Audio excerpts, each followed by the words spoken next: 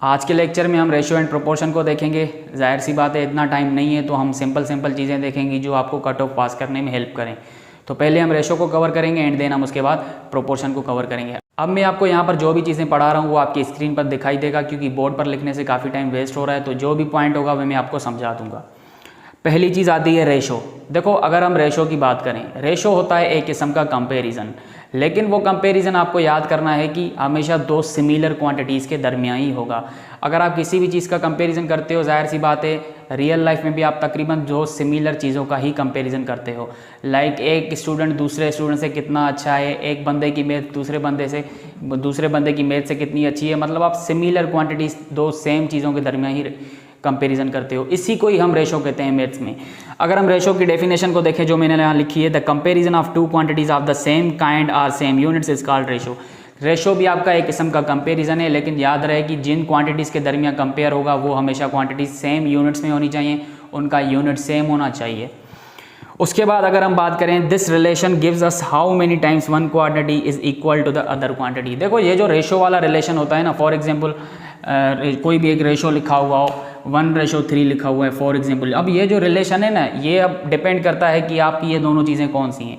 अगर मैं आपको इसका कॉन्सेप्ट बताऊं रेशो का कि हम कौन सी चीज़ में जो है रेशो को ज़्यादा यूज़ करते हैं। फॉर एग्जांपल हम कोई भी डिश बना रहे हैं, हम कुकिंग कर रहे होते हैं, तो कुकिंग में आपको पता है फॉर एग्जांपल अगर मुझे 3 गिलास पानी डालना है तो मुझे कितने चावल डालने पड़ेंगे, अगर मुझे 1 गिलास पानी डालना है तो मुझे कितने चावल डालने पड़ेंगे।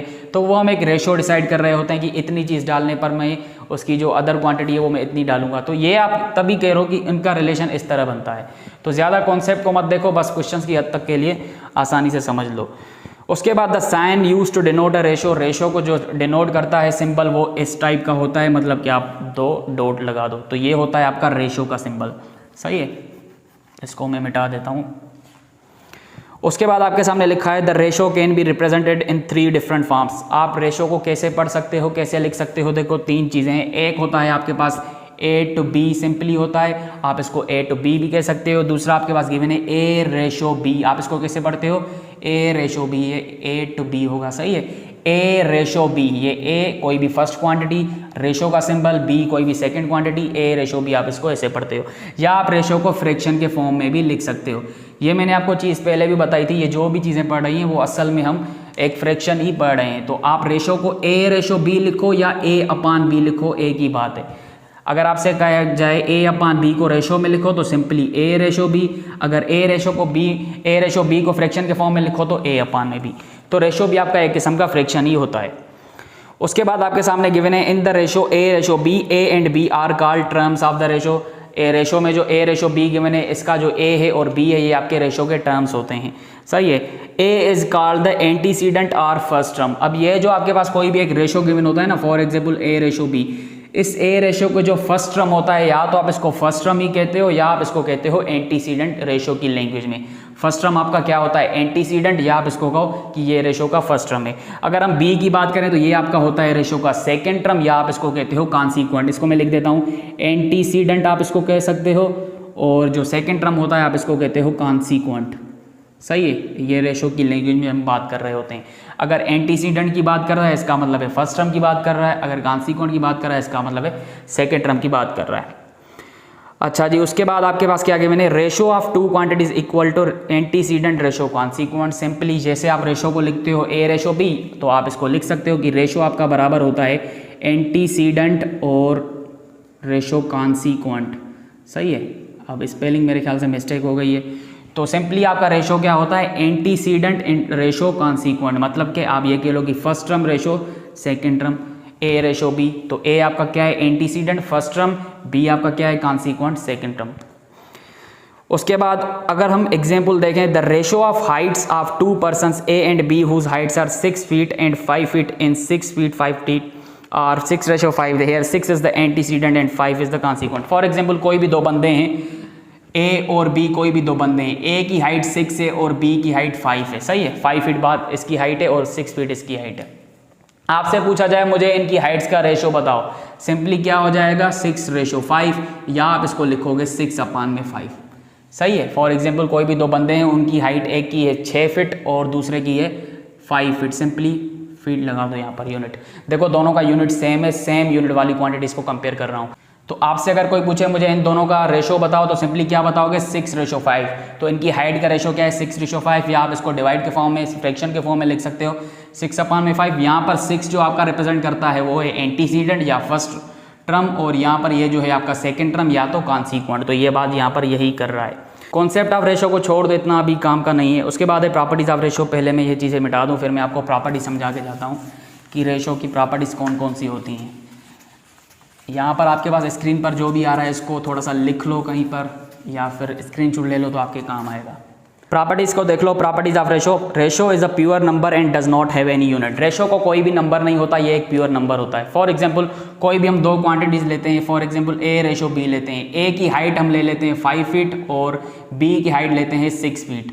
अब आपको पता है जब आप रेशो को फ्रैक्शन में लिख सकते हो तो 5 फीट अपान में 6 फीट लिखोगे तो क्या फीट के साथ कैंसिल नहीं हो जाएगा? सिंपली आपके पास क्या बचेगा 5/6। तो 5:6 भी आप इसको लिख सकते हो। तो देखो क्या आपके पास यूनिट आता है रेशो में, तो तभी आप कहते हो कि रेशो को कोई भी यूनिट नहीं होता, रेशो एक आपका प्योर नंबर है। उसके बाद आपके पास नेक्स्ट प्रॉपर्टी है the second term of a ratio can not B zero. Zero जो है सेकेंड टर्म जो है रेशो का वो जीरो नहीं हो सकता। क्यों? फॉर एग्जांपल कोई भी रेशो है A/B, आपका B यहाँ पर मतलब कि जो सेकेंड टर्म है रेशो का वो जीरो नहीं हो सकता। क्यों? आपको मैंने बात पढ़ाई थी फ्रैक्शन में कि कभी भी फ्रैक्शन का डिनोमिनेटर जीरो नहीं हो सकता। तो यहाँ पर अगर आप रेशो को फ्रैक्शन में लिखोगे, इसका मतलब A/B लिखोगे, तो देखो B आपका यहाँ पर डिनोमिनेटर बन जाता है फ्रैक्शन का, और डिनोमिनेटर आपका जीरो नहीं हो सकता। तभी आप कहते हो कि रेशो का जो सेकेंड टर्म है वो जीरो नहीं होना चाहिए। उसके बाद यहीं पर गिवन है in the ratio m/n the second term n can not B zero. m/n में आपका n जीरो नहीं हो सकता। क्यों? क्योंकि यहाँ पर इस रेशो में n आपका सेकेंड टर्म है, तो इसका मतलब ये जीरो तो नहीं हो सकता। अगर आपके पास n/m आ जाता तो यहाँ पर सेकेंड टर्म आपके पास क्या है, आपके पास कॉन्सिक्वेंट क्या है m है, और ये जीरो नहीं हो सकता। तो ये होती है इसकी ये प्रॉपर्टी। उसके बाद गिवन है the ratio of two unlike quantity is not defined. ये मैंने आपको बताया रेशो आपका हमेशा दो सिमिलर क्वांटिटीज़ के ही दरमियान जो है वो परफॉर्म हो सकता है, अदरवाइज कोई आप रेशो फाइंड नहीं कर सकते। फॉर एग्जांपल आपके सामने गिवन होगी किसी कोई एक A बंदा है, इसका जो वेट है वो 6 kg है, और कोई B बंदा है इसकी जो हाइट है वो 5 फीट है, मुझे इनका रेशो बताओ। तो इसका रेशो फाइंड नहीं हो सकता। क्यों? क्योंकि दोनों की अगर आप क्वांटिटीज़ देखो तो डिफरेंट है, दोनों के यूनिट्स डिफरेंट है, दोनों क्वांटिटीज़ डिफरेंट है। ये वेट की बात कर रहा है, ये हाइट की बात कर रहा है, दोनों डिफरेंट है, तो इनका रेशो आप फाइंड नहीं कर सकते। अच्छा, यहाँ पर भी एग्जांपल गिवन है the ratio between 5 kg and 15 metres can not be find. देखो इनका यूनिट डिफरेंट है, और ना ही आप इनके यूनिट को कंपेयर कर सकते हो, और ना ही इनकी क्वांटिटीज़ को कंपेयर कर सकते हो, तो ये आपका रेशो फाइंड नहीं हो सकता। तो ये बात याद रखना, रेशो हमेशा दो सिमिलर क्वांटिटीज़ जिनका यूनिट एक जैसा हो उन्हीं का फाइंड हो सकता है। उसके बाद आपके सामने गिवन है if both the terms of a ratio are multiplied by the same non zero number the ratio remains unchanged. For example कोई भी एक रेशो है A/B लिखा हुआ है, इनके साथ अगर दोनों टर्म्स के साथ कोई भी एक नंबर मल्टीप्लाई कर दोगे तो आपका रेशो पर कोई असर नहीं पड़ेगा। फॉर एग्जाम्पल मैं 2 मल्टीप्लाई कर दूं तो यहाँ पर 2A हो जाएगा, इसके साथ भी 2B हो जाएगा, दोनों के साथ मल्टीप्लाई करना है तो आपका रेशो पर कोई असर नहीं पड़ेगा। क्यों नहीं पड़ा? सिंपली आपने में इक्विवेलेंट फ्रैक्शन में देखा था। फॉर एग्जांपल अगर 1/2 लिखा है, इसका इक्विवेलेंट फ्रैक्शन कैसे फाइंड करते हो? दोनों न्यूमरेटर और डिनोमिनेटर के साथ कोई भी नंबर मल्टीप्लाई कर दो। मैंने 2 कर दिया तो आपके पास क्या आता है 2/4। तो क्या 2/4 आपका 1/2 जैसा नहीं है? बिल्कुल है सर, थोड़ा सा सिंप्लीफाई तो करें, बिल्कुल मिलेगा। तो देखो ये आपको मिल गया। तो तभी आप कहते हो कि रेशो में भी, क्यों? क्योंकि रेशो भी एक किस्म का फ्रैक्शन ही है। A/B लिखा है तो इसका मतलब है A/B लिखा है, 1/2 लिखा है तो इसका मतलब है 1/2 ही लिखा है। रेशो भी आपका एक किस्म का फ्रैक्शन ही है। तो अगर आप किसी भी रेशो में दोनों टर्म्स के साथ कोई एक पर्टिकुलर नंबर मल्टीप्लाई करते हो तो रेशो पर कोई फर्क नहीं पड़ता। और डिवाइड में भी होता है कि अगर कोई नंबर डिवाइड करते हो दोनों टर्म्स के साथ रेशो के साथ तो आपका रेशो पर कोई असर नहीं पड़ता। यही आपकी जो है वो नेक्स्ट प्रॉपर्टी लिखी है। If both the terms of a ratio are divided by the same non zero number the ratio remains unchanged. उसके बाद गिवन है a ratio must always be expressed in terms in its lowest terms. इसका मतलब है आप ratio को हमेशा lowest form में ही लिखा करो। लोएस्ट फॉर्म का मतलब होता है जो मजीद जो है वो सिंप्लीफाई ना हो सके। फॉर एग्जांपल आपके सामने क्वेश्चन गिवन हो कि 3:6 मुझे बताओ, इसको लोएस्ट फॉर्म में लिखो। लोएस्ट फॉर्म का मतलब है आप दोनों पर टेबल लगा और उसके बाद जो है आपके पास कोई टेबल नहीं लगनी चाहिए। 3 और यहाँ पर कितना आएगा 2 3/6। इसका मतलब है इसका लोएस्ट टर्म में रेशो क्या बनेगा 1:2। या फिर 3:6 को मैं 3/6 लिख सकता हूँ। इसको मैं लोएस्ट फॉर्म में कैसे कन्वर्ट करता हूँ 3 2 3/6। इसका मतलब है 1/2। अब आप इसको रेशो की शक्ल में लिख दो 1:2। सिंपल। उसके बाद आपके सामने गिवन है the ratio is in lowest terms if the HCF of it's both the terms is 1 unity. इसका मतलब है देखो किसी भी चीज़, एक मिनट में ये मिटा दूं ताकि आसानी हो जाए, बोर्ड छोटा है तो काम करना पड़ता है। देखो कैसे पता चलेगा कि कोई रेशो जो है वो लोएस्ट फॉर्म में है या नहीं है। फॉर एग्जांपल अगर कोई भी रेशो गिवन हो ना A/B, तो आप उन दोनों के टर्म्स की HCF निकालो। अगर HCF 1 आ रही है तो सिंपली वो ratio in terms of lowest form में है। फॉर एग्जांपल आपके सामने गिवन हो जी 3/2, तो 3/2, इसका मतलब है आप 3 और 2 की HCF निकालो तो आपकी क्या HCF आएगी। HCF का मतलब होता है जो दोनों नंबर जितने भी नंबर हैं उनके साथ डिवाइड हो रहा हो तो सिंपली वो कर दोगे फैक्टर। तो यहाँ पर तो ऐसा कोई नहीं है तो इसका मतलब है 1 ही है। या सिंपली समझो ना कि अगर यहाँ पर कोई टेबल नहीं लग रही तो सिंपली ये लोएस्ट फॉर्म में है। इसको आप फ्रैक्शन के फॉर्म में भी तो लिख सकते हो, क्या 3 और 2 पर कोई टेबल लग रही है, नहीं लग रही, सिंपली ये क्या है आपका लोएस्ट फॉर्म में है। तो इसको आप कहते हो रेशो इन लोएस्ट फॉर्म। यहाँ पर भी गिवन है the ratio 3/7 is in lowest terms as the HCF of its terms 3 and 7 is 1, तो ये आप कह सकते हो। उसके बाद आपके सामने गिवन है the ratio 4/20 is not in its lowest terms as the HCF of its terms 4 and 20 is 4 not 1।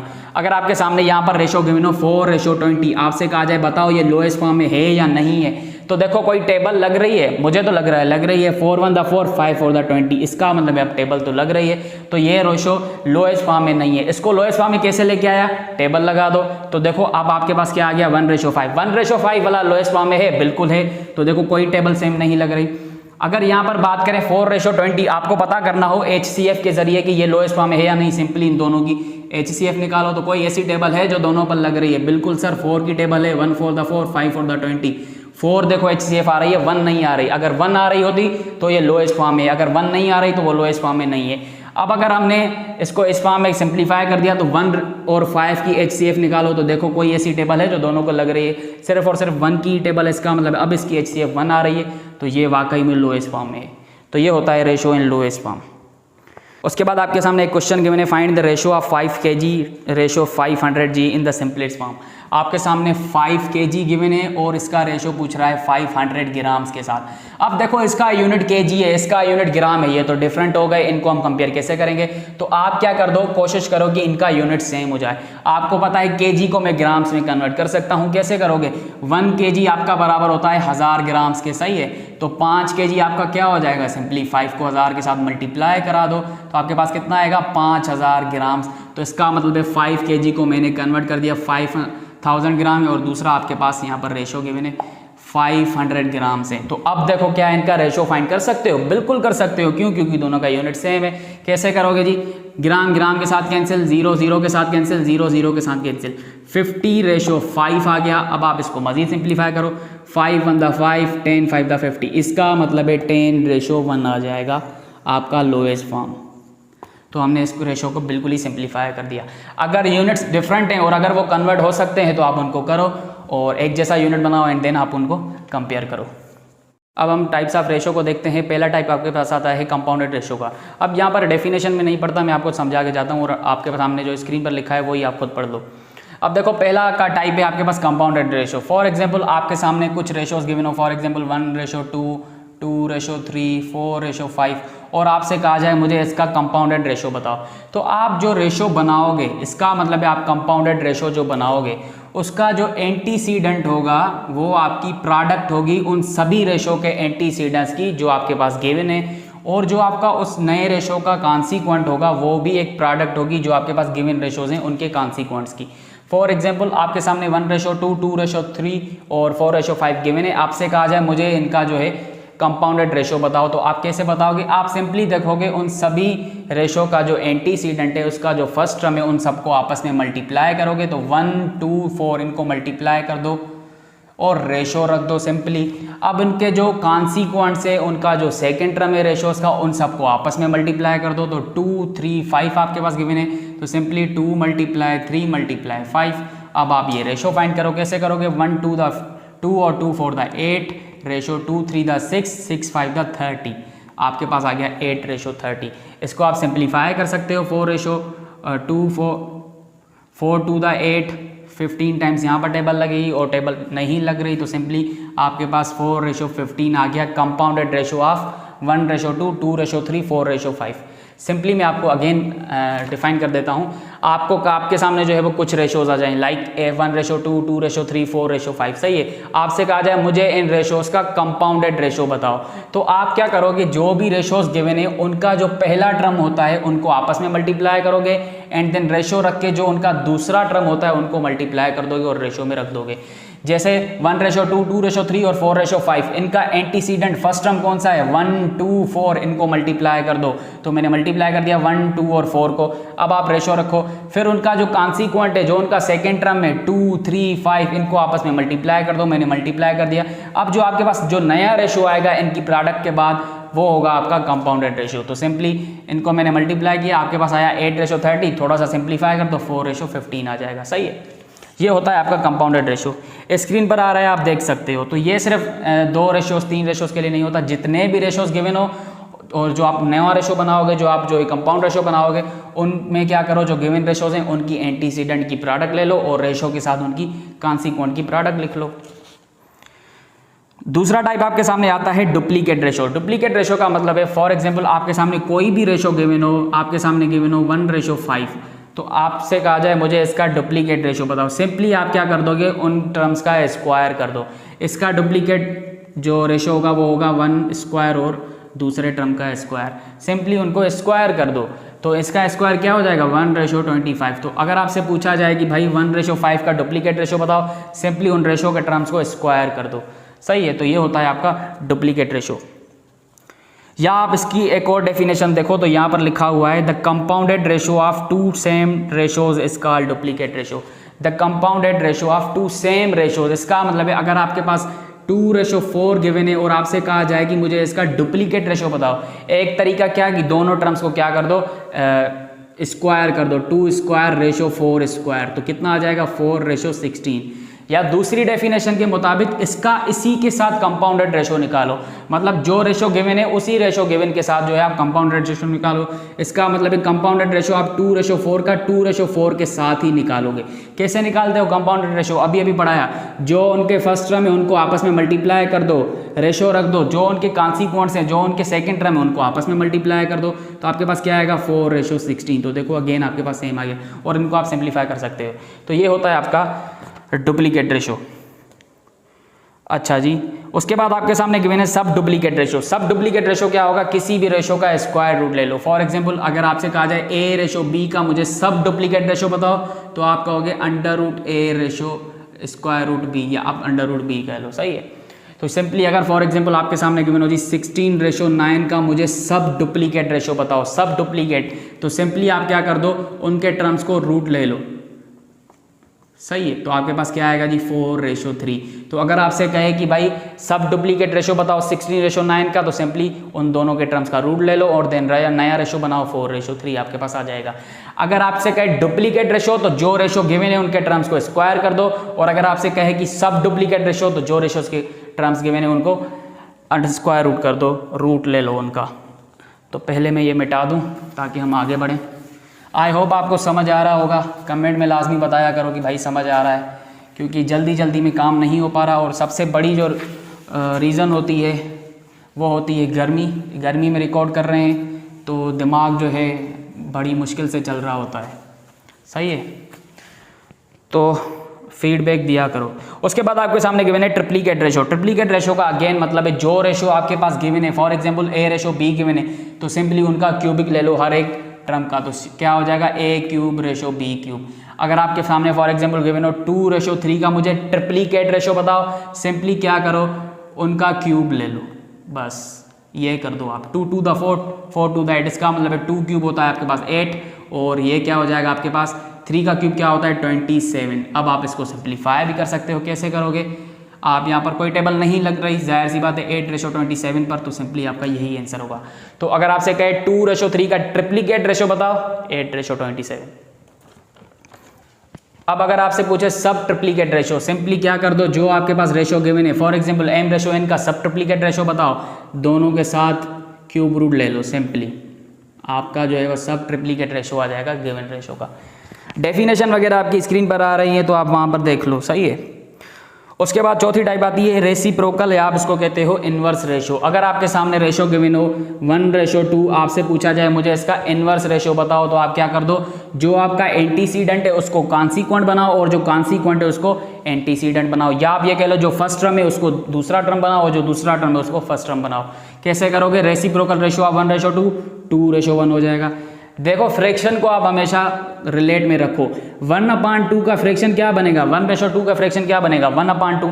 आपको पता है फ्रैक्शन का रेसिप्रोकल आप कैसे फाइंड करते हो, न्यूमरेटर डिनोमिनेटर में, डिनोमिनेटर न्यूमरेटर में, तो इसका डिनोमिनेटर क्या बन जाएगा, ये ऊपर चला जाएगा, ये नीचे आएगा, इसका मतलब है 2/1। तो क्या इसका हम रेशो 2:1 नहीं लिख सकते, बिल्कुल वैसा लिख सकते हैं। तो आप फ्रैक्शन की तरह भी लेकर काम को चला सकते हो।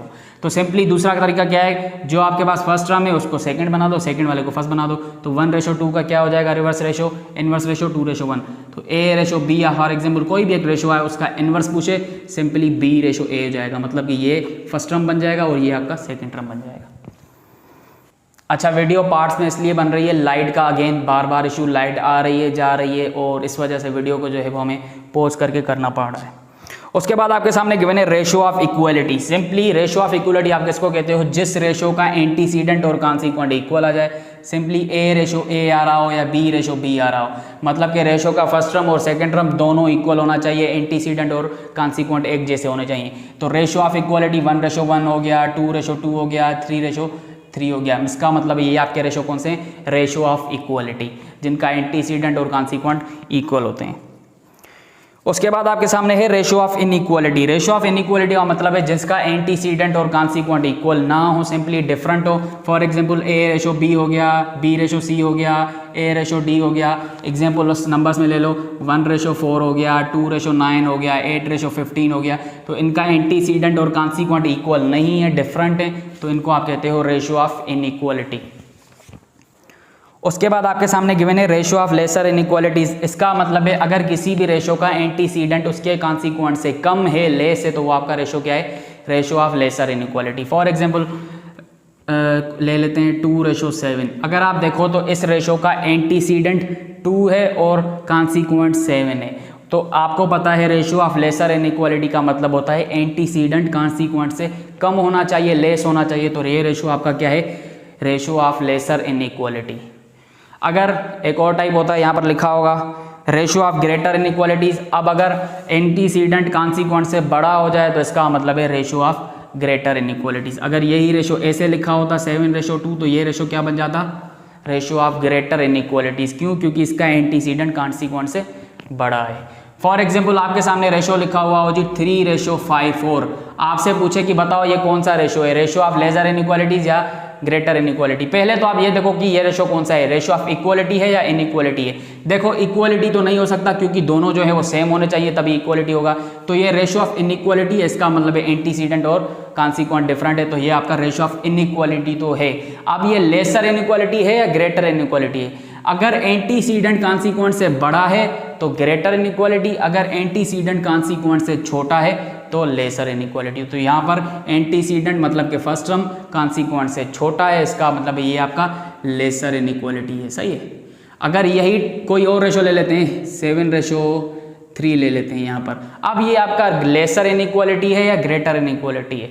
इनइक्वालिटी तो है क्योंकि दोनों अलग अलग हैं, एंटीसीडेंट भी और कॉन्सिक्वेंट भी। तो अगर हमें देखना है लेसर है या ग्रेटर है, आप एंटीसीडेंट को जस्ट देखोगे, अगर वो बड़ा है कॉन्सिक्वेंट से, सिंपली वो क्या हो जाएगा, ग्रेटर हो जाएगा। उसके बाद आपके सामने एक रेशो होता है जिसको आप पढ़ते हो कंटिन्यूड रेशो, सही है। कंटिन्यूड रेशो क्या होता है इसको देखते हैं। फॉर एग्जांपल आपके सामने कोई भी दो रेशो गिवन हो, फॉर एग्जांपल A:B गिवन हो और दूसरा रेशो गिवन हो B:C। तो आप कैसे पता करोगे कि ये रेशो जो है वो कंटिन्यूड रेशो है या नहीं है। देखो अगर दो रेशोज गिवन है, फॉर एग्जांपल अगर पहले रेशो का कॉन्सिक्वेंट दूसरे रेशो के एंटीसीडेंट के बराबर है तो सिंपली आप कहोगे कि वो दोनों रेशोज क्या हैं, आपस में कंटिन्यूड रेशो है। कैसे, फॉर एग्जांपल आपके सामने गिवन हो जी 2:3 एंड 3:4। क्या ये रेशो कंटिन्यूड रेशो होंगे? तो आप क्या चेक करोगे, पहले रेशो का कॉन्सिक्वेंट मतलब के सेकेंड टर्म दूसरे रेशो के एंटीसीडेंट मतलब के फर्स्ट टर्म के अगर इक्वल है, सेम है, तो इसका मतलब है वो आपका क्या है, कंटिन्यूड रेशो है। तो आप इसको कह सकते हो कि ये दोनों रेशो आपस में कंटिन्यूड रेशो हैं। इस टाइप के जो क्वेश्चंस होते हैं वो ए रेशो बी रेशो सी पूछ लेते हैं, इस टाइप के जो होते हैं इसको आप कंटिन्यूड रेशो ही कहते हो। तो इनसे रिलेटेड हम क्वेश्चंस भी देखते हैं। देखो इससे रिलेटेड एक क्वेश्चन आया, find the continued ratio of x ratio Y ratio z find करो इफ़ एक्स रेशो वाई आपके पास गिवन है 6:7 और वाई रेशो जेड आपके पास गिवन है जी 8:9। सिंपली आपके सामने ये एक क्वेश्चन आया, आपसे कहा गया कि मुझे बताओ x ratio Y ratio z क्या होगा अगर आपके सामने एक्स रेशो वाई गिवन हो 6:7 और वाई रेशो जेड गिवन हो 8:9। तो सिंपली आपको फाइंड क्या करना है, x ratio Y ratio z, इसको आप कहते हो कंटिन्यूड रेशो। देखो सिंप्लीफाई कैसे करोगे, कैसे फाइंड करोगे वो रेशो जो आपसे पूछ रहा है। देखो कुछ मेथड्स होते हैं, लेकिन मैं आपको एक MCQs वाला ही बता देता हूँ जो काफ़ी फेमस भी है, कॉमन भी है। सिंपली आपसे जो रेशो पूछ रहा है वो आप ऊपर लगा दो, x ratio Y ratio z पूछ रहा है, इसका मतलब है x ratio Y ratio z लगा दो। अब जो आपके पास गिवन है वो इस टेबल की बेहाफ पे रखते जाओ। एक्स रेशो वाई, इसका मतलब है एक्स रेशो वाई कितना गिवन है, 6 रेशो गिवन, तो आप उसके नीचे वो वाले नंबर लिख दो। उसके बाद आपसे कह रहा है वाई रेशो जेड गिवन है, इसका मतलब है वाई रेशो जेड। अब आप इसके नीचे अगेन वो चीज़ कंटिन्यू करोगे, 8:9 आ जाएगा। अब आपसे ये क्या पूछ रहा है, x ratio Y ratio z तीनों गिवन है, तो अब आप सिंपली यहाँ पर एक बार लगा दो। अब आप क्या करो, इन दोनों को आपस में मल्टीप्लाई कर दो, इन दोनों को आपस में मल्टीप्लाई कर दो और इन दोनों का आप आपस में मल्टीप्लाई कर दो। तो ये पैटर्न लगाकर आप इनको मल्टीप्लीकेशन करो एंड देन आपके पास जो रेशो आएगा वो आपके पास क्या आएगा, X ratio Y ratio Z आ जाएगा। सही है, देखो कैसे आएगा, 6 को 8 से मल्टीप्लाई करो 48 आ जाएगा, 7 को 8 के साथ मल्टीप्लाई करो 56 आ जाएगा, 7 को 9 के साथ मल्टीप्लाई करो 63 आ जाएगा। तो simply x ratio Y ratio z किसके बराबर होगा, 48 रेशो 56 रेशो 63। सही है, ऑर्डर मैटर करता है, जो रेशो जिसके नीचे गिवन है वो उसी का रेशो बन जाएगा। तो एक्स रेशो वाई पूछ ले तो simply x ratio Y ratio z 48 ratio 56 ratio 63। मैं रिपीट कर देता हूँ, अगर फॉर एग्जांपल इस टाइप का कोई क्वेश्चन आ जाए तो सिंपली पहले तो आप वो चीज़ रख दो टेबल की तरह कि ये चीज़ हमसे पूछ रहा है। एक्स रेशो वाई गिवन है, वो एक्स वाई के नीचे लिख दो 6:7। अब आपके पास गिवन है वाई रेशो जेड, वो आप वाई रेशो जेड के साथ लिख दो नीचे। अब आप क्या करो, इन दोनों क्वांटिटीज़ को आपस में मल्टीप्लाई करके रखो, इन दोनों को आपस में मल्टीप्लाई करो और इन दोनों का आप आपस में मल्टीप्लाई, यहाँ पर आप मल्टीप्लाई कर दोगे, मैं लिख देता हूँ यहाँ पर आप मल्टीप्लाई करोगे। इस पैटर्न के साथ आप मल्टीप्लाई करके जो आपके पास फाइनल रेशो आएगा वो आपका क्या आएगा, continued ratio of x ratio Y ratio z. ये आप सिर्फ 3 के लिए ही नहीं, अगर for example a ratio b ratio c ratio d भी पूछ रहा होता तो तब भी आप आसानी से कर सकते हो। इससे रिलेटेड मैं आपको एक क्वेश्चन करवा देता हूँ। फॉर एग्जाम्पल आपके सामने क्वेश्चन आया, ए ratio b ratio c ratio D को फाइंड करो इफ़ ए रेशो बी आपके पास गिवन हो जी 2:3 एंड बी रेशो सी आपके सामने गिवन है जी 4:5 और सी रेशो डी आपके सामने गिवन है जी 2:7। हाँ जी 2:7 ही है। सही है, आपसे पूछ रहा है मुझे बताओ ए ratio b ratio c ratio D क्या हो जाएगा अगर आपके सामने डेटा गिवन है, ए रेशो बी बराबर है 2:3 के, बी रेशो सी आपके सामने बराबर है 4:5 के, यहाँ पर बराबर लगा दो, और सी रेशो डी आपके सामने गिवन है 2:7 के। अगेन एक टेबल की टाइप बनाओ, ए ratio b ratio c ratio D चाहिए, ए ratio b ratio c ratio D लगा दो। आपके पास क्या गिवन है, ए रेशो बी, आप सिंपली ए रेशो बी रखो, पहले 2:3 मैंने रख दिया। अब आपके पास क्या गिवन है जी, बी रेशो सी, सॉरी हाँ बी रेशो सी आपके पास गिवन क्या है 4:5। अब आप क्या रखो, बी रेशो सी, इसका मतलब है 4:5। ये देखो बी रेशो सी। अब पहले आप इन 3 का फाइंड करो, छोड़ दो चौथे वाले को, पहले आपको जैसे मैंने 3 करवाया वैसे आप फाइंड करो। कैसे करोगे, इस पैटर्न को फॉलो करोगे, इनको मल्टीप्लाई करो और आपके पास रेशो आ जाएगा। कैसे आएगा, 2:4 रेशो 3:4 रेशो 3:5 अब आपके पास ये वाला रेशो आ गया। अब आपके पास क्या गिवन है, सी रेशो डी, ये आपके पास रेशो आ गए ए बी सी के, डी भी तो हमारे पास गिवन है, आपके पास गिवन है सी रेशो डी, आप सिंपली सी और डी के नीचे रख दो। ये डी है आपका, ये सी है, तो सी का रेशो क्या गिवन है 2 रेशो डी के नीचे 7 लगा दो। सही है, अब आप अगेन एक पैटर्न बनाओगे। कैसे पैटर्न बनाओगे, 8 को मल्टीप्लाई कर दो 2 के साथ, 12 को भी मल्टीप्लाई कर दो 2 के साथ, 15 को मल्टीप्लाई कर दो 2 के साथ, 15 को मल्टीप्लाई कर दो 7 के साथ। सिंपली अब आपके पास जो पैटर्न बन रहा है उस तरह मल्टीप्लाई करके नीचे रेशो लिख दो। 8 to the 16 रेशो लगा दो, 12 to the 24 रेशो लगा दो, 15 को 2 से मल्टीप्लाई करो 30 लगा दो रेशो, 7 को 15 से कर दो 105 आ जाएगा। तो अब आपके पास जो रेशो बन गया ए ratio b ratio c ratio D आ गया। तो अगर आपसे 4 क्वांटिटीज़ का पहले पूछे तो पहले 3 को टाइप करो एंड देन चौथे के लिए फाइंड करने के लिए ये पैटर्न अगेन लगा दो और आपके सामने जो है वो A ratio B ratio C ratio D given हो गया। अब देखो फॉर एग्जांपल आपके सामने इस तरह के क्वेश्चंस आते हैं कि आपको कोई एक क्वांटिटी गिवन होती है, उसको आप डिस्ट्रीब्यूट करते हो किसी पर्टिकुलर गिवन रेशो के लिए, सही है। तो अब आप कैसे करोगे, ये आपके सामने गिवन है divide 60 in 2 brothers in the ratio 2:3। अब ग्रामेटिकल को छोड़ दो, मैथ्स को देखो।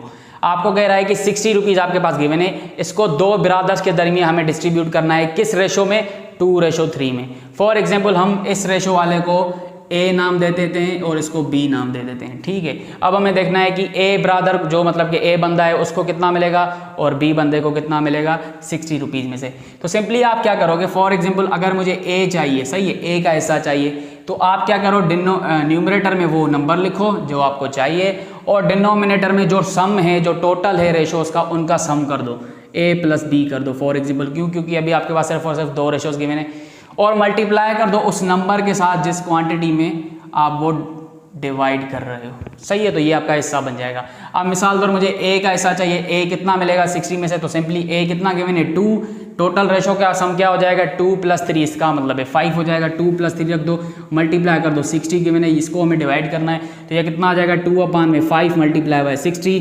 5 × 5 और ये 12 टाइम टेबल लगेगी, 2 12 × 24। इसका मतलब है A वाले ब्रदर को 24 रुपीज़ मिलेंगे 60 रुपीज़ में से।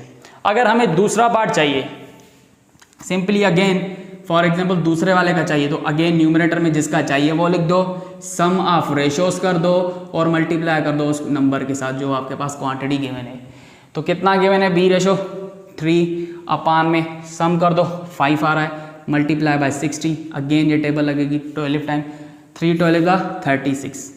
तो इसका मतलब है 60 को जब मैं 2 भाइयों में डिवाइड करूंगा इन द रेशो ऑफ 2:3, तो पहले वाले ब्रदर को मिलेगा 24 और दूसरे वाले को मिलेगा 36। फॉर एग्जाम्पल आपके सामने एक क्वेश्चन आया, इफ x/y = 2:5 एंड y/z = 4:3, और आपसे पूछ रहा है कि मुझे x/z की वैल्यू बताओ, सही है। अब आप सिंपली देखो, आपको पता है रेशो को आप फ्रैक्शन के फॉर्म में लिख सकते हो, तो लिखो x/y हो जाएगा, ये x/y, ये आपका गिवन है 2/5, इसको इक्वेशन 1 का नाम दे दो। उसके बाद आपके पास ये गिवन है y/z बराबर हो जाएगा 4/3, इसको इक्वेशन 2 का नाम दे दो। अब आप इस तरह इन दोनों इक्वेशन को सॉल्व करो कि आपके पास x/z बन जाए, इसका मतलब है x/z बन जाए, ताकि आप आसानी से फाइंड कर सको। तो सिंपली यहाँ पर मुझे दिखाई दे रहा है, अगर मैं दोनों इक्वेशंस को मल्टीप्लाई कर दूँ तो मुझे x/z मिल जाएगा। तो x/y मतलब कि इक्वेशन 1 और 2 को मल्टीप्लाई करोगे तो आपके पास आएगा x/y, y/z, और ये जो आपस में इक्वल है ये भी आपस में मल्टीप्लाई हो जाएंगे, सही है। तो यहाँ पर देखो y के साथ कैंसिल, आपके सामने आ गया जी x/z, देखो वही चीज़ आ रही है जो पूछ रहा है। ये आपके पास कितना बराबर आ जाएगा 2 4 8/5 3 15। तो अब आप इसको लिख सकते हो x/z = 8/15। तो सिंपली x/z किसके बराबर आ जाएगा 8/15 के। आपके सामने एक क्वेश्चन आया, what should be added to A/B to make x/y। A/B के अंदर में ऐसा कौन सा नंबर ऐड कर दूं तो मुझे x/y मिल जाए। सिंपली देखो ये कह रहा है A/B, इसका मतलब है A/B में ऐसी कौन सी मैं चीज़ ऐड कर दूं कि मुझे रिजल्ट में x/y आ जाए, सिंपली, सही है। अब यहाँ पर कोई भी एक अननोन लगा दो या क्वेश्चन मार्क लगा दो, फॉर एग्जांपल हम k लगा देते हैं, वो कोई भी एक कॉमन नंबर हो सकता है। सिंपली मुझे k चाहिए, वो नंबर चाहिए जो मुझे ऐड करना चाहिए कि यहाँ पर x/y आ जाए। अच्छा, x/y को हम x/y भी लिख सकते हैं, सही है। तो यहाँ पर मुझे k चाहिए, सिंपली A/B, यहाँ पॉजिटिव है, वहाँ पर क्या हो जाएगा नेगेटिव, x/y - A/B हो जाएगा। तो k को फाइंड करो, यहाँ पर एलसीएम निकालो, एलसीएम क्या आएगी जी y के साथ कैंसिल, b आ जाएगा, bx हो जाएगा, ये माइनस b के साथ कैंसिल, y से मल्टीप्लाई हो जाएगा ay। तो वो k जो नंबर है वो है bx - ay/by, जो आप इस रेशो में ऐड कर दोगे तो आपके पास सिंपली जो बन जाएगा वो x/y बन जाएगा। ये आप वेरीफाई भी कर सकते हो, k की जगह अगर आप ये नंबर लिखोगे तो सिंपली ये वाला इसके बराबर हो जाएगा। रेशो में कुछ टॉपिक्स होते हैं, उनमें हम देखते हैं। पहली टॉपिक है हमारे पास ऑर्डर ऑफ रेशो। देखो रेशो में जो है वो ऑर्डर मैटर करता है। फॉर एग्जांपल आपके सामने रेशो लिखा हुआ 1:2, तो ये कभी भी इक्वल नहीं हो सकता 2:1 के, सही है। बहुत से बच्चे क्या कर देते हैं, कोई भी क्वेश्चन सॉल्व करते हैं, उसके बाद उनके पास अगर रिजल्ट 1:2 आ रहा है और ऑप्शन में वो 2:1 को टिक करके आते हैं, उनको लगता है कि भाई ये दोनों चीज़ें सेम होंगी, 1:2 और 2:1 इक्वल होंगी, कोई बात नहीं। लेकिन नहीं, ऑर्डर मैटर करता है रेशो में। अगर 1:2 लिखा है तो इसका मतलब है 1/2, और अगर 2:1 लिखा है तो इसका मतलब है 2/1। तो देखो कितना बड़ा डिफरेंस है। इनका रेशो जो है, इनका जो ऑर्डर है वो तभी इक्वल होगा जब एम जो आपका रेशो है एम रेशो एन वो दोनों आपस में इक्वल हो। मतलब कि रेशो का एंटीसीडेंट और कॉन्सिक्वेंट अगर इक्वल है तो आप कह सकते हो कि उनका ऑर्डर जो है मैटर नहीं करता। जैसे फॉर एग्जांपल अगर 1:1 आ जाए तो अब आप इसको ऐसे लिखो या पहले ये वाला 1 लिखो तो ये आपकी सेम बात हो जाएगी, तभी ये आप कहते हो कि इनका फिर ऑर्डर मैटर नहीं करता। लेकिन जब नॉर्मली कोई भी एक रेशो लिखा हुआ हो और वो जो है रेशो ऑफ इक्वलिटी ना हो तो वहाँ पर जो है वो आपका रेशो का जो ऑर्डर है वो मैटर करता है। क्यों? क्योंकि आप ये फ्रैक्शन में कन्वर्ट करके देखोगे तो आपको पता चलेगा कितना वैल्यू का डिफरेंस आ रहा है। तो रेशो में ऑर्डर मैटर करता है। अगर एम रेशो एन लिखा हुआ है, एम के नीचे 1:2 है तो इसका मतलब है एम 1 है एन 2 है। लेकिन अगर यही 2:1 आ जाए तो इसका मतलब है अब एम 2 है एन 1 है। तो रेशो में ऑर्डर मैटर करता है। सही है, ये चीज़ आपको पता होनी चाहिए। लोवेस्ट फॉर्म ऑफ रेशो क्या होता है? सिंपली जब रेशो को हम मजीद सिंप्लीफाई नहीं कर सकते तो वो आपका क्या हो जाता है? Lowest form. या आप ये कह लो कि जब आप रेशो के जो एंटीसीडेंट और कॉन्सिक्वेंट टर्म्स हैं उनकी HCF निकालो, अगर HCF 1 आ रही है तो सिंपली वो रेशो लोवेस्ट फॉर्म में है। उसके बाद रेशो को आप कंपेयर कर सकते हो। येस, फॉर एग्जांपल लिखा हुआ है जी 1:2 और दूसरा लिखा हुआ है 2:1। आप क्या करो, इनको फ्रैक्शन के फॉर्म में कन्वर्ट करो। अब मैंने आपको फ्रैक्शंस में पढ़ाया था कंपेयरिंग ऑफ फ्रैक्शंस तो वहाँ पर जो है वो 3 किस्म के केसेस बन रहे थे फ्रैक्शंस में। तो यहाँ पर भी अगर रेशो में वो बन रहे हैं तो आप आसानी से कंपेयर कर सकते हो। तो वही चीज़ आप यहाँ पर फ्रैक्शन में देख सकते हो कि मैंने कैसे जो है वो फ्रैक्शन की कंपैरिजन पढ़ा है। तो जो भी आपके पास रेशोज आए उनको फ्रैक्शन में कन्वर्ट करो एंड फ्रैक्शन का कंपैरिजन करो एंड देन आपको पता चल जाएगा कौन सा रेशो बड़ा है। अब मैंने ये क्लियर कर दिया, ये क्वेश्चन करते हैं। देखो आपके सामने एक क्वेश्चन आया, suppose that 74,000 is divided to be among 3 persons A, B and C such that A:B बराबर है 4:5 के, B:C बराबर है 3:2 के, find the share of B। ये कह रहा है आपके पास जो है फॉर एग्जांपल 74,000 रुपीज़ है, इसको हमें डिवाइड करना है 3 बंदों में। इस तरह डिवाइड करना है कि A:B आपके पास गिवन है 4:5, B:C आपके पास गिवन है 3:2, find the share of B। अब मैंने आपको एक कॉन्सेप्ट पढ़ाया था divide a number in ratio, लेकिन उसके लिए हमारे पास इन तीनों बंदों का रेशो होना चाहिए, मतलब कि A, B, C इनका रेशो होना चाहिए। इनका हमें रेशो गिवन ही नहीं है, आपके पास जो है वो ये इस सिस्टम का रेशो गिवन है। तो आप पहले जो है इन सब का रेशो फाइंड करो। कैसे करते हो ये मैंने आपको पढ़ाया था। A:B:C अगर हमें चाहिए ABC का, A:B आपके पास गिवन है 4:5 रख दो यहाँ पर, B:C आपके साथ गिवन है 3:2। सिंपली पैटर्न बनाओ, इसको इसके साथ मल्टीप्लाई, इसको इसके साथ, 4 3 12, 5 3 15, 5 2 10। अब देखो A:B:C आपके पास आ गया। किसका शेयर चाहिए? B का। जिसका शेयर चाहिए होता है उसको हम न्यूमरेटर में रखते हैं, सम ऑफ रेशो कर देते हैं, तो सिंपली इन तीनों का सम हो जाएगा और मल्टीप्लाई कर देते हैं उस क्वांटिटी के साथ जो हमें डिवाइड करनी है। सही है। अब हमें B का चाहिए, B का रेशो क्या है? 15। इन तीनों का सम कर दो जी, 12 + 15 + 10 और मल्टीप्लाई हमें करना है किससे? 74,000 से। सिंपली अब आप कह रहे हो कितना हो जाएगा जी, यहाँ पर कर देते हैं 15 अपान में 12 और 15 कितना हो जाएगा? 27 और 10 कितना हो जाएगा? 37। सही है। 37 को मल्टीप्लाई करना है हमें 74,000 के साथ। अब देखो 37 की टेबल लग रही है, अगर लग रही है तो लगाओ, नहीं तो छोड़ दो। तो देखो कौन सी टेबल लगेगी भाई? 237 कितना होता है? 74। सही है, 237 होता है 74। तो यहाँ पर आपके पास ये कितना हो जाएगा?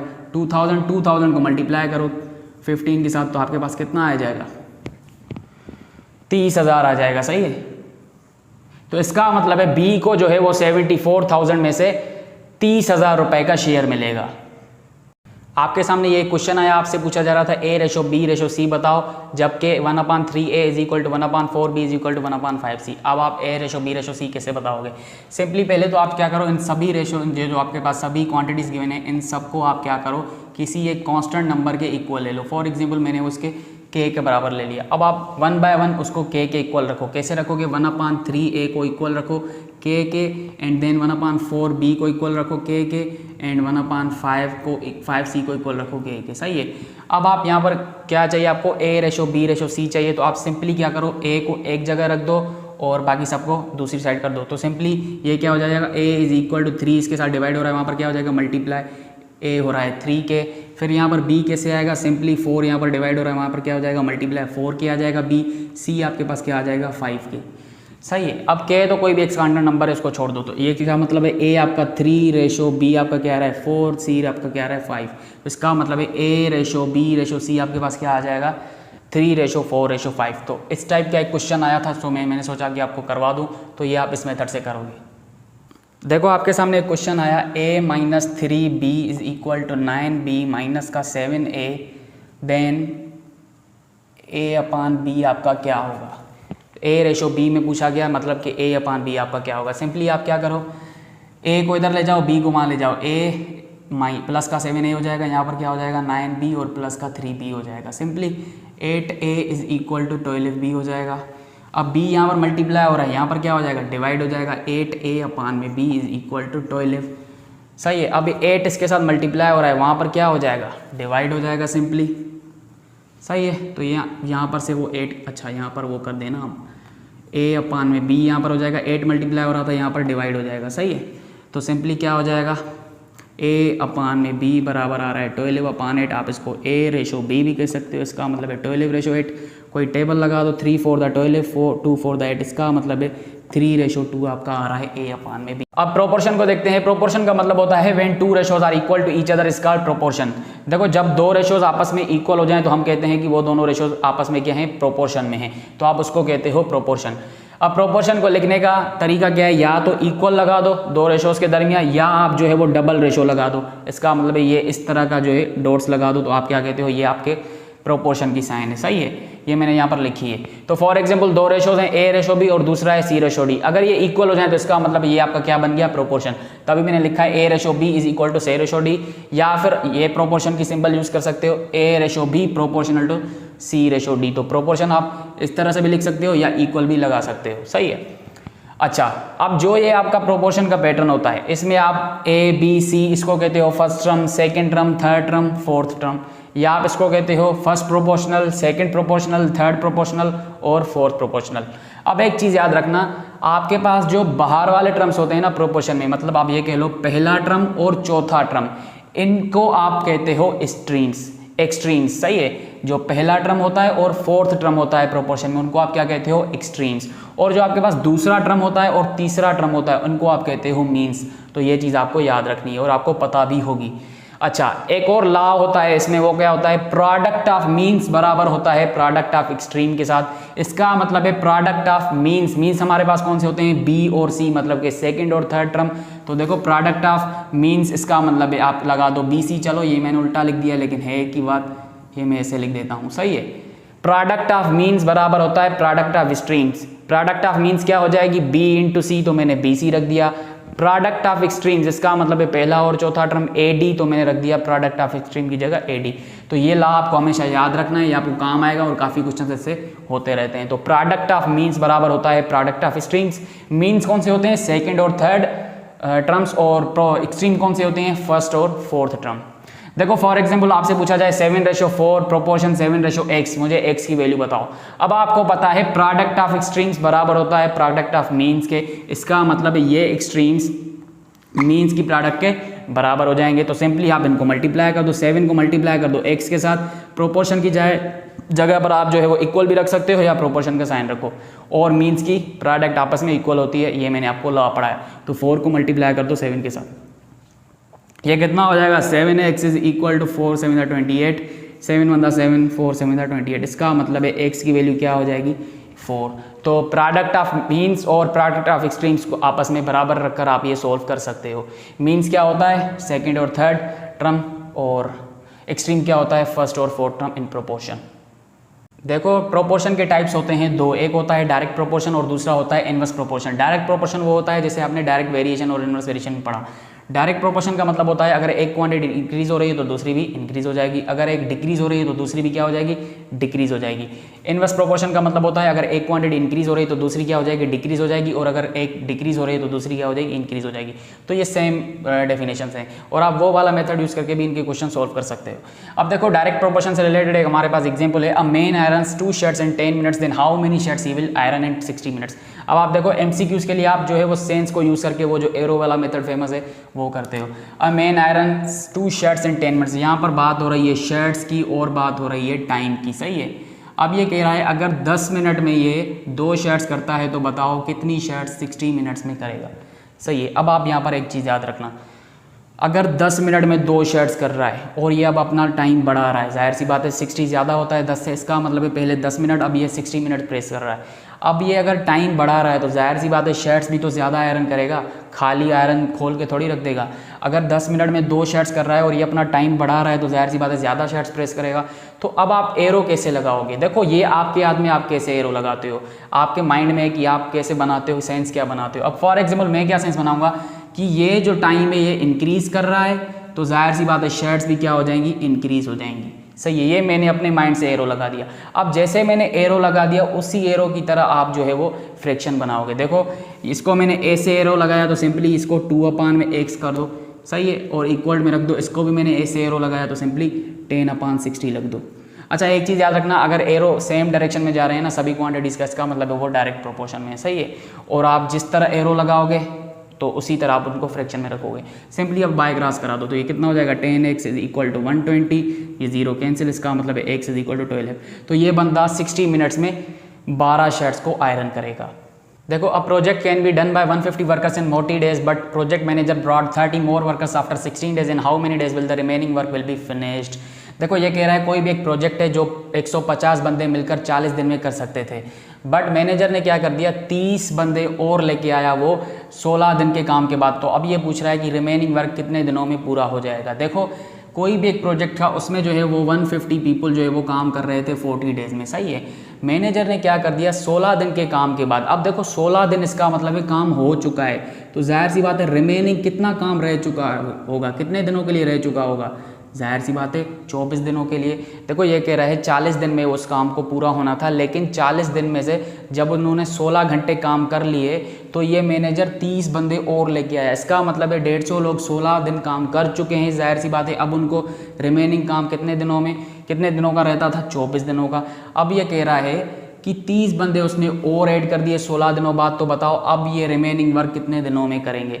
अब देखो अगर 150 वर्कर्स, जो यहाँ पर आप वर्कर्स लिख दो, वर्कर्स लिख दो और यहाँ पर क्या लिख दो, डेज लिख दो, सही है। अब देखो 150 बंदों का काम 24 दिनों के लिए रहता था, सही है। 150 बंदों का काम 24 दिनों के लिए रहता था क्योंकि 16 दिन तो उन्होंने कंप्लीट कर लिया। अब ये कह रहा है कि 30 उसने इजाफा कर दिए बंदे, तो जाहिर सी बात है टोटल कितने हो जाएंगे, 180। पहले 150 थे, 16 दिन बाद ये 30 इसने इजाफा कर दिया तो 180 हो जाएगा। तो अब ये पूछ रहा है कि 180 वर्कर मिलकर कितना काम करेंगे जो रिमेनिंग रह गया। रिमेनिंग काम 24 दिनों का अभी भी रहता था, लेकिन इसने 30 बंदे इजाफे कर दिया, तो अब बताओ कितने दिन लगेंगे काम के लिए। अब एक चीज़ देखो कि वर्कर्स का इजाफा हो गया, मतलब कि ये इंक्रीज़ हो गए। तो मैं फॉर एग्जांपल इंक्रीज़ को एरो नीचे लेके आया हूँ, ये इंक्रीज़ हो गए वर्कर्स। तो जाहिर सी बात है अगर बंदे ज़्यादा हो गए तो काम जो है वो कम दिनों में पूरा हो जाएगा। जाहिर सी बात है ना, जितने ज़्यादा लोग होंगे उतना कम दिन लगेंगे, तो इसका मतलब है दिन आपके क्या हो रहे हैं, डिक्रीज़ हो रहे हैं, सही है। तो डिक्रीज़ का एरो मैंने इससे लगा दिया। अब जैसे मैंने एरो लगाया आप सिंपली उस तरफ फ्रैक्शन बनाओ। ये मैंने इससे बनाया 150/180 लिख दो, इज इक्वल रख दो। ये एरो मैंने ऐसे बनाया डिक्रीज़ का, 1/24 रख दो। अगर मैंने ये एरो इस तरह बनाया होता तो मैं इस तरह फ्रैक्शन रखता, और ये इस तरह बनाया होता। और यहाँ पर ये मैंने अलग अलग क्यों रखे हैं, क्योंकि यहाँ पर इन्वर्स प्रोपोर्शन की बात हो रही है। यहाँ पर वर्कर इंक्रीज़ हो रहे हैं तो जाहिर सी बात है डेज क्या हो जाएंगे, डिक्रीज़ हो जाएंगे। तो एरो आपका अलग अलग बन रहा है। तो उस हिसाब से आप देखोगे कि आप एरो को किस तरह लेके चल रहे हो, और जिस तरह आप एरो को बना रहे हो उसी तरह आप उसका फ्रैक्शन बना दो। अब इनको बाय क्रॉस कर दो तो ये कितना हो जाएगा जी, 180x इज इक्वल टू 24 × 150। अब आप इन पर कोई भी टेबल लगा दो तो ये कितना हो जाएगा, x इज इक्वल टू 24 × 150 अपान में 180 हो जाएगा। 0 0 के साथ आप कैंसिल कर दो, और यहाँ पर 6 3 18 और 5 3 15, सही है।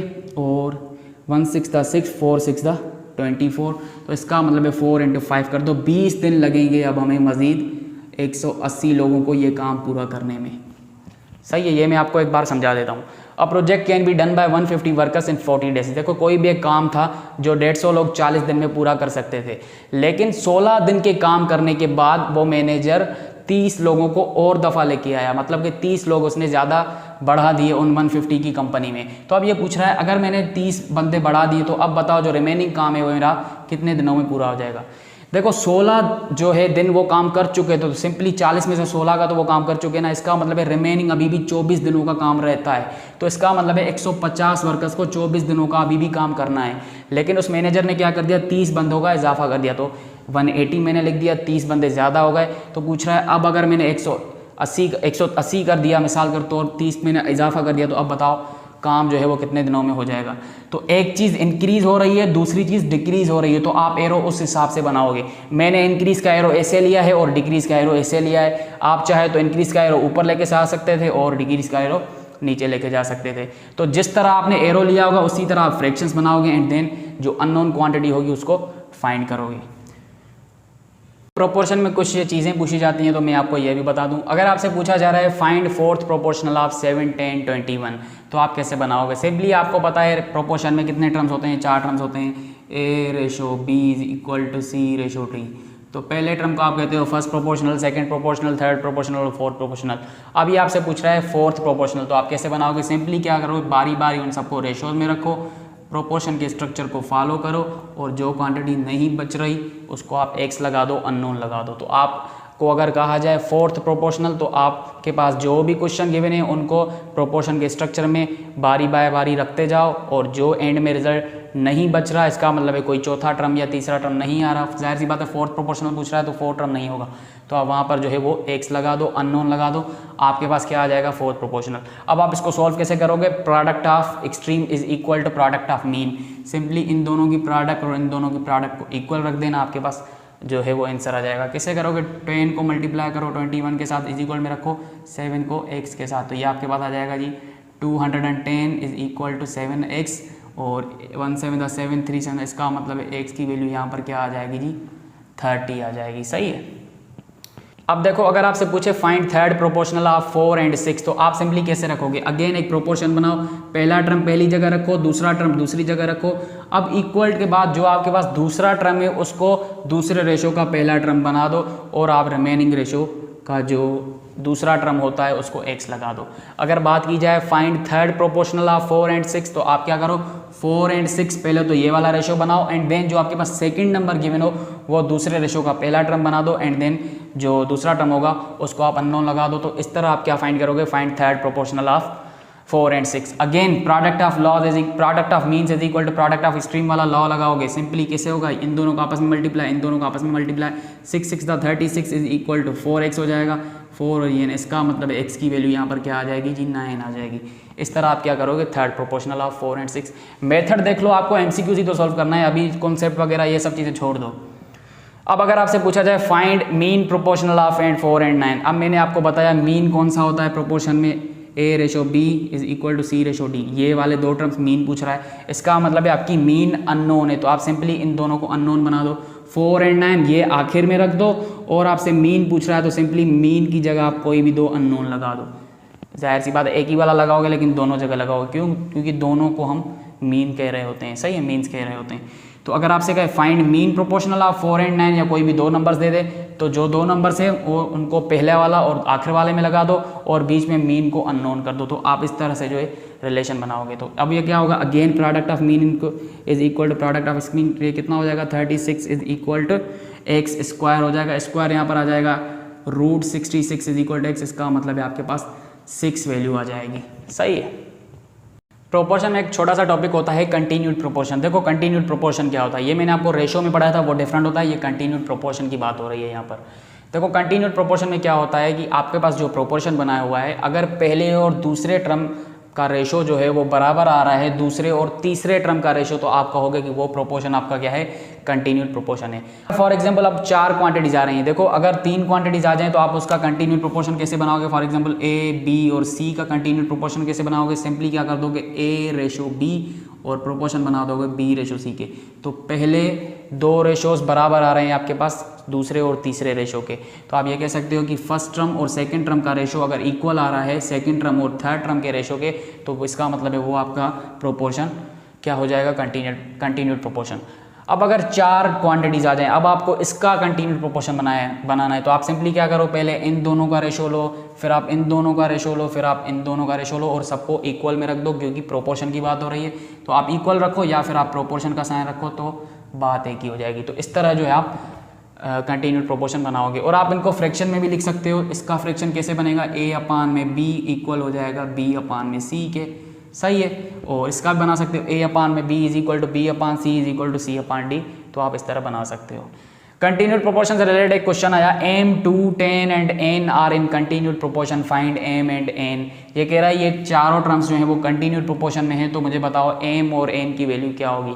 देखो अगर ये कंटिन्यूड प्रोपोर्शन में, तो इसका मतलब ये ऐसे लिख सकते हैं m/2, पहले इनका रेशो लिया, इसको इक्वल रख दूंगा इन दोनों के रेशो के साथ 2/10, इसको मैं इक्वल ले लूँगा इन दोनों रेशो के साथ 10/n, सही है। तो क्या अब मैं इनको ऐसे लिख सकता हूँ m/2 is equal to 2/10 is equal to 10/n। अगर मुझे m की वैल्यू चाहिए तो पहले मैं इन दोनों को इक्वल में रख देता हूँ, m/2 इज इक्वल टू 2/10, सही है। अब आप इनको बाय क्रॉस कर दो तो ये कितना हो जाएगा, अच्छा यहाँ पर 10 है तो ये कितना हो जाएगा जी, 10m is equal to 4, 5 to the 10 to the 4 is equal to m is equal to 2/5, और 2/5 आपका बराबर होता है जी, किसके बराबर होता है, आपका बराबर होता है 0.4 के, सही है। अब देखो हमें n की भी वैल्यू फाइंड करनी है, तो अब फॉर एग्जांपल मैं इन दोनों को आपस में इक्वल लेता हूँ, तो 2/10 इज इक्वल टू 10/n, तो ये कितना हो जाएगा जी, 10 को मल्टीप्लाई कर दो और 2 को n के साथ मल्टीप्लाई कर दो, 100 is equal to 2n, simply n की वैल्यू यहाँ पर 50 हो जाएगी। तो ये होता है आपका कंटिन्यूड प्रोपोर्शन, और आप उनको इस तरह जो है सोल्व कर सकते हो। 3 क्वांटिटीज़ में भी आ जाए, 4 क्वांटिटीज़ में भी आ जाए तो आप कर सकते हो। तो रेशो की कुछ प्रॉपर्टीज़ होती हैं जो कि होती हैं अल्टरनेंडो, इन्वर्टेंडो, डिवाइडेंडो, ये चीज़ों आपने पढ़ी होंगी। ये इतनी इंपॉर्टेंट नहीं है, लेकिन फिर भी मैं आपको कहूँगा कि आप पढ़ के जाओ, ना भी पढ़ के जाओ तो इट्स ओके, इनसे रिलेटेड कोई क्वेश्चन तो नहीं आएगा। लेकिन वर्ड प्रॉब्लम में अगर कोई ऐसी सिचुएशन बन रही है जो कि आपकी प्रॉपर्टी ही होती है और आपको वो पता नहीं होती, तो आपको वहाँ पर वो डिफ़िकल्टी पैदा कर देती है। तो मैं आपको क्या करता हूँ, वो पढ़ाने जैसी चीज़ें तो हैं नहीं और टाइम भी इतना नहीं है, लेकिन मैं पढ़ा देता। लेकिन आप क्या करो, मैं आपकी स्क्रीन पर वो चीज़ लगा देता हूँ, वो प्रॉपर्टीज़ लगा देता हूँ, उनको थोड़ा सा रिव्यू कर देना। हो सकता है किसी वर्ड प्रॉब्लम में वो एज एप्लीकेशन तौर, एज कोई चेंजिंग तौर पर आ जाए, लेकिन इसका कोई ऐसा खास MCQs आता नहीं है। हो सकता है आ भी जाए, तो थोड़ा बहुत देख लेना, इतनी ईजी है, मतलब कि डिफ़िकल्ट भी नहीं है, काफ़ी ईजी है। तो आप किसी बुक से भी पढ़ सकते हो, लेकिन फिर भी मैं आपकी स्क्रीन के सामने वो लगा देता हूँ।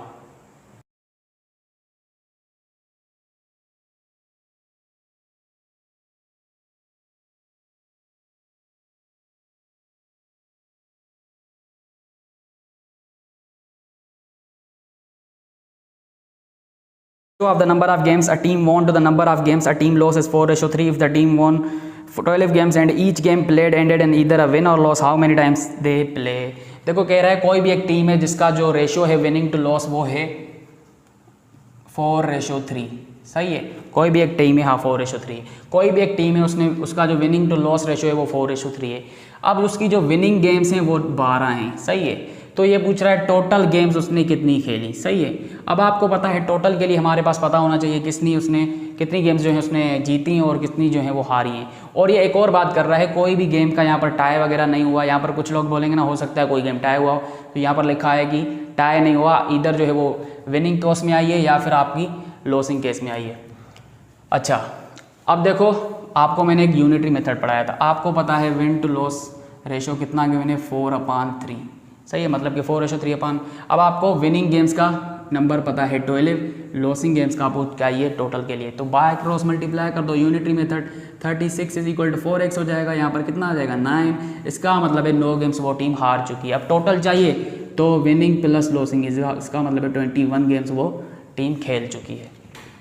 उसके बाद आपके सामने एक क्वेश्चन आया, a book covers 130 pages with 24 lines on every page, if we make the same book of 80 pages with increasing number of lines, how many lines would be there on every page. अब देखो ये कह रहा है कोई भी एक book है उसमें जो है 130 पेजेस हैं और हर पेज पर 24 लाइन्स है, सही है। कोई भी एक बुक है उसमें जो पेजेस हैं टोटल वो हैं आपके पास 130 और हर पेज पर आपको जो है वो 24 लाइन्स मिलेंगी, सही है। तो ये कह रहा है अगर मैं सेम बुक बनाऊं लेकिन उसके पेजेस जो है वो 80 कर दूं, तो मुझे बताओ पर पेज मुझे कितनी लाइंस करनी पड़ेंगी। सेम टू सेम मुझे बुक बनाना है और पेजेस को अगर मैं 80 कर दूं तो मुझे बताओ जो हर पेज पर लाइन होगी वो कितनी होगी। पहले तो हमें ये डिटरमाइन करना होगा कि उस जो बुक है गिवन, जो बुक उसने बनाया था 130 पेजेस पर, उसमें लाइन टोटल कितनी गिवन थी। ये तो आपके पास पर पेज है ना, तो पर पेज अगर 24 थी और आपके पास पेजेस 130 थे तो सिंपली आप क्या कर दो 130 को पहले तो मल्टीप्लाई कर दो, टोटल लाइन्स हम फाइंड कर रहे हैं यहाँ पर, सही है। तो ये कितना हो जाएगा आपके पास 130 को मल्टीप्लाई कर दो 24 के साथ, सिंपली ये कितना हो जाएगा 0 4 3 12 4 होने ये 5 आ जाएगा। ये आपका कितना बनेगा 0 6 और ये आपका 2 हो जाएगा। इसका मतलब है कितनी आपके पास जो बन रही है, इसका मतलब है 3120 लाइन्स थी उस बुक पर टोटल 3120। अगर उस लाइन को मैं 80 पेजेस में अब डिवाइड कर दूंगा तो जाहिर सी बात है ये मुझे वो नंबर ऑफ लाइन्स दे देगा जो मैं 80 पेजेस के दौरान एक पेज पर लाइन्स बनाऊंगा। तो सिंपली 30 120 को डिवाइड कर दो 80 के साथ, कितना आ जाएगा 0 0 के साथ कैंसिल, सही है। 8 1 दा 8, 3 8 दा 24, 7 आपका वहाँ पर चला जाएगा, 9 8 दा 72। इसका मतलब है अगर मैं वही सेम बुक बनाऊँ और उसके पेजेस में 80 कर दूँ तो मेरे हर पेज पर 39 लाइन्स, इसका मतलब है 39 लाइन्स जो हैं वो ड्रॉ करनी पड़े। अब देखो एक प्रोपोर्शन होता है आपके पास कंपाउंड प्रोपोर्शन। इसमें क्या होता है कि आपके पास एक से ज़्यादा जब क्वांटिटीज़ गिवन होती हैं प्रोपोर्शन में तो आपके पास क्या होता है वो प्रोपोर्शन कंपाउंड प्रोपोर्शन होता है। इसके 4 केसेस बन रहे होते हैं, उन 4 केसेस की हेल्प से आप कोई भी क्वेश्चन कंपाउंड प्रोपोर्शन का कर सकते हो। तो वो 4 केसेस आपकी स्क्रीन पर आएंगे, मैं आपको वो डिफाइन कर देता हूँ। देखो पहला केस आपका बन रहा है if one quantity and quantity 2, इसका मतलब है quantity 1 and quantity 2 are directly related and quantity 2 and quantity 3 are also related, then we use the following rule. देखो आपके पास कोई भी एक क्वेश्चन आ जाए और उसमें क्वांटिटी 1 और क्वांटिटी 2 डायरेक्टली प्रोपोर्शनल में है, डायरेक्टली वेरी कर रही हैं, डायरेक्टली रिलेटेड हैं, और क्वांटिटी 2 एंड क्वांटिटी 3 अगर वो भी डायरेक्टली रिलेट कर रही हैं तो आप जो है उन क्वांटिटीज़ को इस फार्मूले में पुट कर देना और आपके पास वो अननोन हो जाएगा जो भी आपसे पूछा जा रहा है। तो वो फार्मूला क्या हो जाएगा, a into B upon C is equal to D into E upon में एक्स। तो क्वांटिटीज़ आपके पास गिवन होंगी, उनको बारी बारी आप a b c d e और लेते जाना, और आपके पास एक क्वांटिटी होगी जो अननोन होगी तो वो आपकी x हो जाएगी यहाँ पर। तो जब ये वाली कंडीशन आ जाए केस 1 वाली तो आप ये वाला फार्मूला यूज़ करोगे। डायरेक्ट इनवर्स ये क्या होता है ये मैंने आपको वेरिएशन और प्रोपोर्शन में बता दिया। अगर केस 2 की बात करें, if quantity 1 and quantity 2 are directly related and quantity 2 and quantity 3 are inversely related, then आप कौन सा फार्मूला यूज़ करोगे, b इंटू सी कर दोगे divided by a is equal में लिख दोगे a e इंटू एक्स और डिवाइड कर दोगे d के साथ। x यहाँ पर आपका अननोन है। तो इस तरह जो है आप इस केस के साथ इस टाइप के क्वेश्चन इस फार्मूले की हेल्प से कर सकते हो। तीसरा केस देखो, if quantity 1 and quantity 2 are inversely related and quantity 2 and quantity 3 are directly related, then we use the following rule, a into B upon c d into E upon x. तो ये वाला rule आपका इस case के लिए बनेगा। Case 4 अगर आपका इस टाइप का आ जाए, if quantity 1 and quantity 2 are inversely related and quantity 2 and quantity 3 are also inversely related, then we use the following rule, a into b into c is equal to D into e into x. अब देखो ये सारे फार्मूले होते हैं, अगर आपका case देखते जाओगे कि कौन सी क्वांटिटी किस चीज़ के साथ कैसा रिलेशन रख रही हो तो उस हिसाब से आप ये रूल लगा दो तो आपके सारे क्वेश्चंस आसानी से हो जाएंगे। सेंस आपको यूज़ करना है, इसके आपको कितने ही क्वेश्चंस करवाए जाएं अगेन डिपेंड करता है कि कौन सा बंदा जो है वो क्वेश्चन को जो है वो किस अप्रोच से लेके चल रहा है। तो ये आपके लिए आसान हो जाएगा। तो ये रूल्स आपको याद करने हैं, ज़रूर भी याद करने हैं, इंपॉर्टेंट हैं, तो ये आपको याद होने चाहिए, तभी आपके लिए क्वेश्चंस को सॉल्व करना आसान हो जाएगा। तो मैं आपके सामने एक वर्कशीट लगा देता हूं क्योंकि इतना टाइम नहीं है, बहुत सारे टॉपिक्स को कवर करना है। आप ये समझो कि ये रिकॉर्ड जो मैं कर रहा हूं वो IBA के टेस्ट से 1 या 2 दिन पहले ही कर रहा हूं और अपलोड भी करना है, एडिटिंग भी करनी है। तो इतना टाइम नहीं है जिसकी वजह से मैं एक एक क्वेश्चन को सॉल्व नहीं करवा सकता। काफ़ी बच्चे कह रहे हैं कि सर आपने जो लाइव क्लास पढ़ाया था, बाय द वे मैंने एक बैच स्टार्ट की थी अप्रैल मई और जून में। अप्रैल मई जून में मैंने एक बैच पढ़ाई थी डायरेक्ट टेस्ट के लिए, उसमें मैंने काफ़ी डिटेल में कवर करवाई थी, लेकिन वो कोर्स मैंने रिकॉर्ड नहीं किया था लाइव क्योंकि लाइव की क्वालिटी जो है इतनी अच्छी नहीं होती। तो काफ़ी बच्चे वो कह रहे हैं कि सर आपने उसमें ये चीज़ भी बताई थी, ये चीज़ भी बताई थी, ये ट्रिक बताई थी। तो भाई अभी इस वक्त इतना टाइम नहीं है कि मैं आपको यहाँ पर भी वो चीज़ बता दूँ। तो तभी जो है वो काफ़ी काम जल्दी में हो रहा है और काफ़ी कम हो रहा है। हालांकि बेसिक मैथ्स को समझने के लिए ये इनफ नहीं है, रेशियो प्रोपोर्शन को समझने के लिए आज का लेक्चर इनफ नहीं है, लेकिन हमें डायरेक्ट टेस्ट को लेके चलना है, हमें कट ऑफ को लेके चलना है। तो आप भी अच्छे से अपने बेसिक पक्के कर लो, कम से कम वहाँ पर अटेम्प्ट करने की कोशिश तो करोगे। तो हम भी कुछ ट्राई कर रहे हैं, कुछ आप भी मेहनत करो, तो इंशाल्लाह आप कट ऑफ तो पास कर ही लोगे, क्योंकि कट ऑफ पास करना इतना डिफिकल्ट नहीं है। आपको जो है वो 8 या 10 क्वेश्चन ही सही करने पड़ रहे हैं 40 में से। इस दफ़ा मैथ्स के क्वेश्चन 40 हो गए हैं। तो मैं आपके सामने रेशियो प्रोपोर्शन से रिलेटेड काफ़ी क्वेश्चंस तो नहीं करवा पाया यहाँ पर, लेकिन मैंने आपको तकरीबन काफ़ी चीज़ें बता दी हैं, क्वेश्चन को सॉल्व करने के मेथड्स बता दिए हैं, फार्मूले बता दिए हैं और अब मैं क्या कर रहा हूँ, आपके स्क्रीन के सामने मैं एक कोई वर्कशीट लगा देता हूँ ताकि आप उससे रिलेटेड प्रैक्टिस करो। आप रेशो प्रोपोर्शन की यही प्रॉपर्टीज़ फार्मूले यूज़ करके उन क्वेश्चंस को सॉल्व करो, आपके सॉल्व हो जाएंगे। मैं आपके सामने वो क्वेश्चंस लगा देता हूँ, आप इनकी प्रैक्टिस करो। और अगर कोई क्वेश्चन नहीं भी हो रहा तो कमेंट सेक्शन में पूछ लेना, या आपके पास मेरा व्हाट्सअप नंबर भी है तो वहाँ पर भी मैं सबकी हेल्प कर लेता हूँ, तो आप वहाँ पर भी पूछ सकते हो। तो आज के लिए इतना ही, इंशाल्लाह नेक्स्ट लेक्चर में देखेंगे कि किसको कवर करना है। और ये हमारी एक मजबूरी है कि इतना टाइम ना होने की वजह से यही चीज़ें कवर करवा रहे हैं, और गर्मी में रिकॉर्ड हो रहा है तो दिमाग भी काम नहीं कर रहा होता, तभी गलतियाँ भी काफ़ी ज़्यादा हो रही होती हैं, तो वो हमें बख्श देना। और तब तक के लिए अल्लाह हाफ़िज़।